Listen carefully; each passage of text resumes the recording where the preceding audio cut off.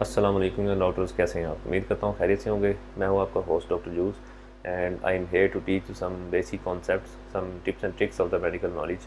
और यहाँ medical knowledge से मुराद वो बेसिक नॉलेज है जो हर डॉक्टर के पास होना ज़रूरी है, रिस्पेक्टिवली कि वो किस फील्ड पे या किस लेवल पर काम कर रहे हैं। तो ये बेसिक नॉलेज ना सिर्फ आपको एक अच्छा डॉक्टर बनने में हेल्प करेगा, बल्कि आपको लीगल इश्यूज से भी बचने में हेल्प करेगा इंशाल्लाह। I am glad to know कि आप लोगों को मेरी वीडियोस पसंद आ रही हैं और आप लोग इंटरेस्ट के साथ मेरी वीडियो देख रहे हैं। इसका अंदाज़ा मुझे यूँ हुआ कि मेरी रिसर्च की वीडियो के नीचे मुझे एक कमेंट मिला जिसमें उन्होंने कहा हुआ था कि जी आप साइनॉप्सिस राइटिंग के बारे में भी थोड़ा सा बताएं हमें कि साइनॉप्सिस राइटिंग जो है वो किस तरह से की जाती है।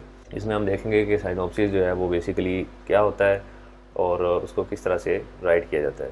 इसकी डिटेल में जाने से पहले मैं एक थोड़ी सी बात करना चाहूँगा कि कौन सी बेसिक स्किल्स हैं जो हमारे पास होनी चाहिए, लेकिन अनफॉर्चुनेटली जो हमारा एजुकेशन सिस्टम है वो हमें डिलीवर नहीं करता। ये बेसिक स्किल्स तीन हैं। नंबर 1, हाउ टू कम्युनिकेट या how to deliver your point. Number 2, how to ask right question. Number 3, how to solve a problem. Right, हम में से अक्सर लोग जो है वो जब डिग्री करके भी निकल चुके होते हैं कॉलेज से, यूनिवर्सिटी से, तो उनके पास इनमें से या तो कोई स्किल नहीं होती, या अगर कोई स्किल होती भी है तो वो वीक होती है और वह दूसरी स्किल के साथ कोऑर्डिनेट नहीं कर सकती। अब करने का काम ये है कि हमें इन स्किल्स पर खुद काम करना चाहिए, हमें इन स्किल्स को खुद से एक्वायर करना चाहिए। राइट, इन्हीं स्किल्स को अगर आप कंबाइन कर दें तो आज हम जो डिस्कशन करेंगे वो सारी की सारी इसी पे डिपेंडेंट है। साइनोप्सिस एक्चुअली जो है वो एक समरी या प्रपोजल होता है उस रिसर्च का या उस असाइनमेंट का जो आपने अपनी डिग्री में करनी होती है। राइट, यानी कि आपको डिग्री देने से पहले आपका जो इदारा है, जो आपका इंस्टीट्यूट है, वो ये एक्सपेक्ट करता है कि आप किसी एक टॉपिक पे कुछ नया काम करेंगे जो पहले ना हुआ हो। राइट, और उस नए काम को जो है वो हम असाइनमेंट कहते हैं। कुछ यूनिवर्सिटी उसको डिसर्टेशन का नाम देते हैं, कुछ यूनिवर्सिटी जो हैं वो उसको थीसिस का नाम देते हैं। राइट, और उसी डिसर्टेशन या थीसिस से पहले हम एक समरी देते हैं कि एक्चुअली हम क्या करेंगे और किस तरह से करेंगे और हमारा क्या टॉपिक होगा और हमारे क्या एक्सपेक्टेड रिजल्ट्स होंगे। राइट, तो उस समरी को या उस प्रपोज़ल को हम साइनॉप्सिस का नाम देते हैं। और साइनॉप्सिस ऐसा होना चाहिए कि कोई भी इररेलेवेंट पर्सन भी अगर आपकी बात पढ़ता है या सुनता है तो उसको समझ आ जानी चाहिए कि आप क्या कहना चाहते हैं और आपकी स्टडी जो है वो किस मुतालिक है, आपका क्या क्वेश्चन है और आप क्या आंसर जो है वो एक्सपेक्ट करते हैं। राइट, तो साइनॉप्सिस जो है उसमें ये टोटल 8-9 हेडिंग्स होती हैं जिसको मैं बारी बारी आपको बता देता हूँ। Number 1 is topic. Topic is very important. बच्चे की सारी चीज़ें जो हैं वो टॉपिक पे डिपेंड करती हैं। अब मैंने ये एक जो है वो वर्चुअल सा टॉपिक आपके सामने रखा है, this is not real topic, सिर्फ आपको समझाने के लिए मैंने एक टॉपिक चूज़ किया है। अब टॉपिक ये है कि effect of serum bilirubin on mortality of कोलिस्टेसिस of pregnancy. अब देखें, टॉपिक पढ़ के आपको समझ आ रही है कि आप जो है सीरम बिलिरुबिन का इफ़ेक्ट देखना चाहते हैं मोर्टेलिटी पे ऐसी ख़वातीन में जिनमें कोलिस्टेसिस ऑफ प्रेगनेंसी हो। उसके बाद एक हेडिंग होती है इंट्रोडक्शन की। इंट्रोडक्शन में जो है वो आप टॉपिक के बारे में बताते हैं कि आपका टॉपिक एक्चुअली क्या है, उसमें जो जो टर्म्स यूज़ हुई हैं उनके बारे में थोड़ा सा डिफ़ाइन करते हैं।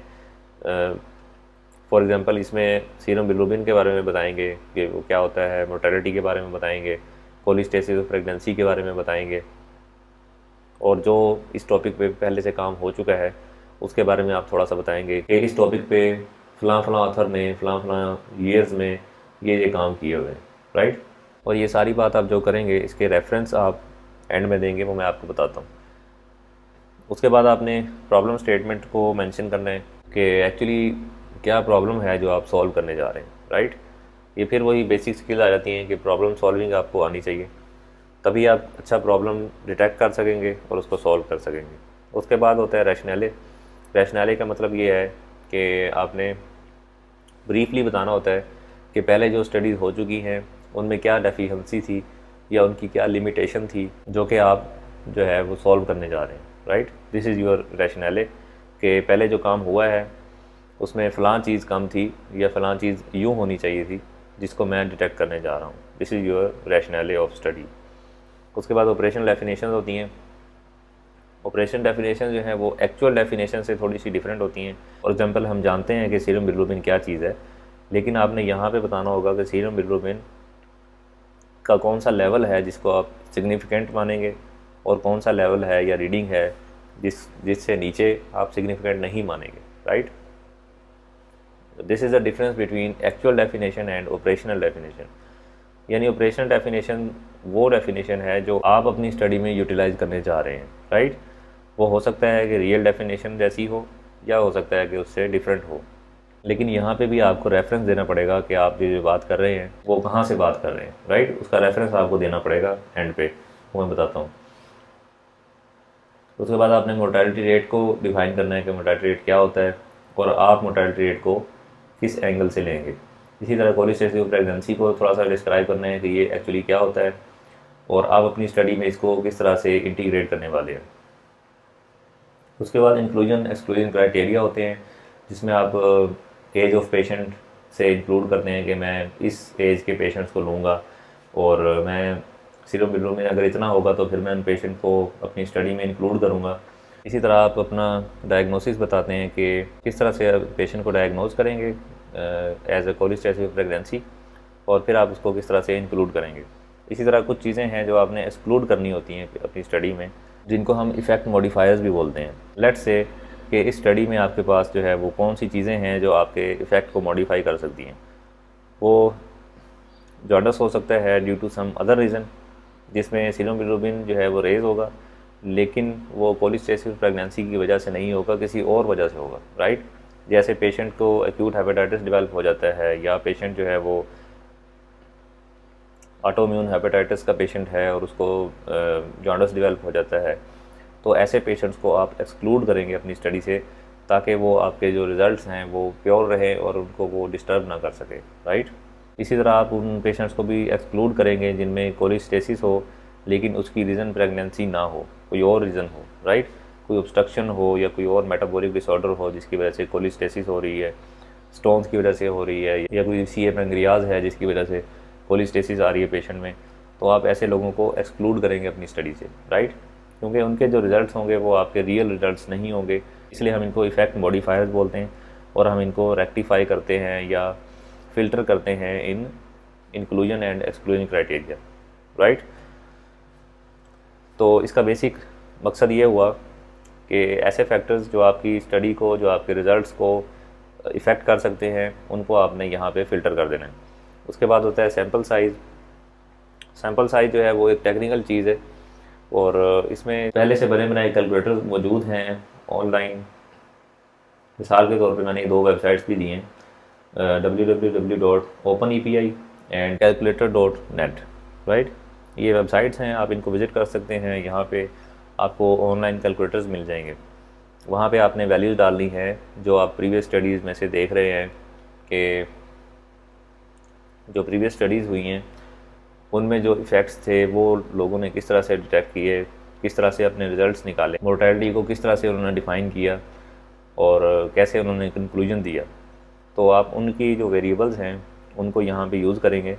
इन कैलकुलेटर में आपको मिल जाएगा कि आप एक्सपेक्टेड फ्रीक्वेंसी जो है वो क्या एक्सपेक्ट कर रहे हैं।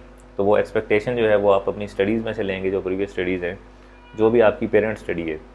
कोई एक स्टडी ऐसी होती है जो आपके टॉपिक से बिल्कुल मिलती जुलती होती है और आप उसी को एक्चुअली फॉलो कर रहे होते हैं, तो that is called parent study. तो आप अपनी पेरेंट स्टडी में से वो वेरिएबल यहाँ पे पुट करेंगे और उसका जो रिज़ल्ट होगा वो आपका सैम्पल साइज़ होगा, राइट। उसके बाद होता है डाटा कलेक्शन एंड मेथोडोलॉजी। इसमें आपने बताना होता है कि आप जो है वो अपनी एथिकल कमेटी से, अपने इंस्टीट्यूट की एथिकल कमेटी से और जो आपकी पेरेंट यूनिवर्सिटी है वहाँ की एथिकल कमेटी से आप अप्रूवल लेते हैं और आप इन्फॉर्म्ड कंसेंट जो है वो साइन करवाते हैं अपने पार्टिसिपेंट से। ये सारा कुछ आपने बताना है। और इसी तरह आपने ये भी बताना है कि किन पेशेंट्स को आप एक्चुअली स्टडी करने जा रहे हैं, यानी वो आपके हॉस्पिटल में जो आउटडोर में आएंगे या इंडोर में होंगे या इमरजेंसी में होंगे या आईसीयू में होंगे या किसी भी जगह पे हो सकते हैं, वो आपने बताना है कि मैंने अपने पेशेंट जो है वो कहाँ से लेने हैं, राइट। और लेने का भी तरीका होता है कि आप उसको रेंडमाइज़ भी कर सकते हैं या आप कंजेक्टिव सैम्पलिंग भी कर सकते हैं। तो आप जिस तरह की भी सैम्पलिंग करने जा रहे हैं अपनी स्टडी में, वो आपने यहाँ पे बतानी होती है कि आप एक्चुअली अपना काम जो है वो किस तरह से करेंगे, राइट। अगर रैंडमाइजेशन करनी है तो उसके भी तरीके होते हैं। उसमें चिट मेथड होता है कि आप सारे पेशेंट जो आपने इंक्लूड करने हैं इनको उनके नाम एक चिट पे लिख दें, और वो आप जैसे लॉटरी मेथड होता है उस तरह से आप उनके नाम निकाल लें। लेकिन ये वाला जो मेथड है ये कंपैरेटिव स्टडी में चलता है, इसमें आपने 2 ग्रुप्स बनाने हो, राइट। इस स्टडी में अगर आप एक ग्रुप रखते हैं तो आप कंजेक्टिव सैम्पलिंग भी कर सकते हैं और परपोजिव सैम्पलिंग भी कर सकते हैं। परपोजिव का मतलब ये है कि आप अपनी ईज़ के साथ जो है वो सैम्पलिंग कर सकते हैं। फॉर एग्जांपल अगर आपकी ओपीडी डेली नहीं है तो जिन डेज़ में आपकी ओपीडी है आप उन डेज़ में अपने पेशेंट्स ले सकते हैं, बजाय इसके कि आप डेली बेसिस पे पेशेंट्स को लें और अपनी रूटीन से हट के आपको पेशेंट लेने पड़ें, राइट। ये कुछ कॉमन मेथड्स हैं जो सैम्पलिंग के लिए यूज़ होते हैं। उसके बाद है डाटा एनालिसिस। डाटा एनालिसिस में एक्चुअली आपने सॉफ्टवेयर बताना है जो आप यूज़ करेंगे। तो कॉमनली जो स्टैट का सॉफ्टवेयर है वो SPSS है जो मोस्ट कॉमनली यूज़ होता है। तो आपने बताना है कि कौन से वेरिएबल्स हैं जिनमें आप इंटरेस्टेड हैं, और उन वेरिएबल्स में से क्वांटिटेटिव वेरिएबल्स कौन से हैं, क्वालिटेटिव कौन से हैं, और आप उनको किस तरह से SPS में इंटीग्रेट करेंगे, और कौन से स्टैट के टेस्ट हैं जो आप अपने वेरिएबल्स पे अप्लाई करेंगे और उनके रिजल्ट्स को कंक्लूड करेंगे, राइट। अब आपके जहन में ये सवाल होगा कि क्वांटिटेटिव और क्वालिटेटिव वेरिएबल्स में क्या डिफरेंस है। तो क्वांटिटेटिव वेरिएबल्स वो वेरिएबल्स होते हैं जिनका आंसर आप न्यूमेरिकली दे सकें। फॉर एग्जांपल इस स्टडी में हमारे पास सीरम बिलिरुबिन लेवल जो है वो एक ऐसी क्वांटिटी है जिसको हम न्यूमेरिकली मेजर कर सकते हैं, राइट। सीरम बिलिरुबिन लेवल जो है वो हम नंबर्स में लिख सकते हैं कि ये कितना लेवल है पेशेंट का, राइट। और ऐसे वेरिएबल्स जिनको आप न्यूमेरिकली डिफाइन ना कर सकें वो क्वालिटेटिव वेरिएबल्स होते हैं, राइट। फॉर एग्जांपल इस टॉपिक में अगर हम देखें तो हमारा डायग्नोसिस जो है वो पॉलीस्टेसिस प्रेगनेंसी था, जिसको हमने डिस्क्राइब करना था कि जो हमारा पेशेंट है वो is she suffering from polycystic pregnancy, yes और नो। तो हम इसको जब डिस्क्राइब करेंगे तो वो येस या नो की फॉर्म में करेंगे। तो ऐसे वेरिएबल जिनको आप येस या नो की फॉर्म में डिस्क्राइब करें और आप उनको न्यूमेरिकली डिस्क्राइब ना कर सकें, ऐसे वेरिएबल को हम क्वालिटेटिव वेरिएबल्स बोलते हैं, राइट। अब सवाल ये पैदा होता है कि इनकी इंपॉर्टेंस क्या है। इनकी इंपॉर्टेंस ये है कि जब आप क्वांटिटेटिव वेरिएबल्स और क्वालिटेटिव वेरिएबल्स को यूज़ करके अपने रिजल्ट्स निकालेंगे तो यहाँ पे आप जो स्टैट के टेस्ट हैं वो डिफरेंट अप्लाई करेंगे, और इन वेरिएबल्स के लिए जो स्टैट के टेस्ट हैं वो डिफरेंट हैं, राइट। इसलिए इंपॉर्टेंट है कि हम क्वांटिटेटिव और क्वालिटेटिव वेरिएबल्स को अलग-अलग डिस्क्राइब करें अपनी स्टडी में। उसके बाद मैंने आपको बताया था कि कुछ इफ़ेक्ट मॉडिफायर्स होते हैं जो कि आपने फ़िल्टर करने होते हैं इंक्लूजन एंड एक्सक्लूजन क्राइटेरिया में। तो वो इफ़ेक्ट मॉडिफायर्स एक्चुअली आपके क्वांटिटेटिव या क्वालिटेटिव वेरिएबल्स में से ही कुछ फैक्टर्स होते हैं। फर्स्ट ऑफ ऑल आप उन मॉडिफायर्स को डिटेक्ट करते हैं और उसके बाद आप उनको डिफरेंट टेस्ट यूज़ करके अपनी स्टडी से फ़िल्टर करते हैं ताकि वो आपके जो रियल रिजल्ट्स हैं उनको इफ़ेक्ट ना करें, राइट। इस स्टडी में जैसे मैंने आपको बताया था कि अगर पेशेंट जो है वो एक्यूट हेपेटाइटिस या ऑटोइम्यून हेपेटाइटिस से सफ़र कर रहा है और उसको जॉन्डिस जो है वो उस वजह से हुआ है, तो वो इसके लिए इफ़ेक्ट मॉडिफायर होगा, राइट। आप कोई भी स्टडी खोलें, जब आप उस पर गौर करेंगे तो उसमें 5 या 6 ऑथर्स होंगे जिन्होंने मिल के वो स्टडी की होगी या वो आर्टिकल लिखा होगा, राइट। तो उनमें जो सबसे पहला ऑथर होता है उसको हम ऑब्वियसली फ़र्स्ट ऑथर बोलेंगे। फॉर एग्जांपल अगर एक स्टडी मैंने ओपन की और उसमें मुझे फ़र्स्ट ऑथर इस तरह का मिला जिसका नाम था जॉन हॉग, तो जब मैं उसको वैनकूवर स्टाइल यूज़ करते हुए अपनी स्टडी में उसको एज अ रेफरेंस दूंगा तो मैं इसको इस तरह से लिखूँगा। इसका जो सेकंड नेम है वो मैं कंप्लीट लिखूँगा यानी हॉग, और जो फर्स्ट नेम है उसका फर्स्ट अल्फ़ाबेट लिखूँगा इन कैपिटल, और उसके बाद मैं लिखूँगा एट ऑल। एट ऑल का मतलब ये है कि आपने फ़र्स्ट ऑथर का नाम लिख दिया और बाकियों के लिए लिख दिया and others, right. At all जो है वो इंग्लिश लैंग्वेज का वर्ड नहीं है और इसका मतलब होता है एंड अदर्स। तो आपने फ़र्स्ट ऑथर का नाम लिखना है जिस स्टाइल में मैंने बताया, और उसके बाद आपने एट ऑल लिखना है, उसके बाद डॉट डालना है, उसके बाद टॉपिक लिखना है। आप इस कंडीशन में जो आपका टॉपिक होगा वो effect of serum bilirubin on mortality of कोलिस्टेसिस of pregnancy, तो ये आप टॉपिक की जगह भी लिखेंगे। उसके बाद फुल स्टॉप होगा, उसके बाद आप जर्नल का नाम लिखेंगे। जर्नल नेम जो है वो आप एब्रीवेशंस की फॉर्म में लिखते हैं, राइट। और उसके बाद आप ईयर लिखेंगे कि ये स्टडी या आर्टिकल जो आप इस वक्त एज अ रेफरेंस दे रहे हैं वो किस ईयर में हुई थी, किस मंथ में हुई थी। और उसके बाद ये जो 2 वैल्यूज़ हैं वॉल्यूम एंड एडिशन के हैं, यानी जर्नल के किस वॉल्यूम में और किस एडिशन में ये वाला आर्टिकल या ये वाली स्टडी जो है वो पब्लिश हुई थी। तो इन दोनों को आप सेपरेट करेंगे इन कॉमास के साथ। वॉल्यूम को आप इस तरह और एडिशन को जो है वो आप ब्रैकेट में लिखेंगे, उसके बाद आप ये वाले कॉमास यूज़ करेंगे, उसके बाद आप जर्नल के पेजेस देंगे कि जर्नल में जब ये पब्लिश हुई थी तो किन पेजेस पे ये पब्लिश हुई थी। तो ये पेजेस के नंबर हैं 110 टू 113, यानी ये 3 पेजेस पे ये वाली स्टडी जो है ये पब्लिश हुई थी। और उसके बाद आप एक डॉट देंगे और उसके बाद आप जो URL लिंक होता है किसी भी जर्नल का, यानी वो लिंक दे के आप उसको ऑनलाइन ओपन कर सकते हैं। तो जो स्टडीज़ के लिंक होते हैं वो DOI की फॉर्म में होते हैं। ये एक टिपिकल नंबर होता है जिसको आप अगर गूगल पे जाके लिखेंगे तो ये स्टडी खुल जाती है, राइट। तो ये एंड में आप DOI नंबर देंगे।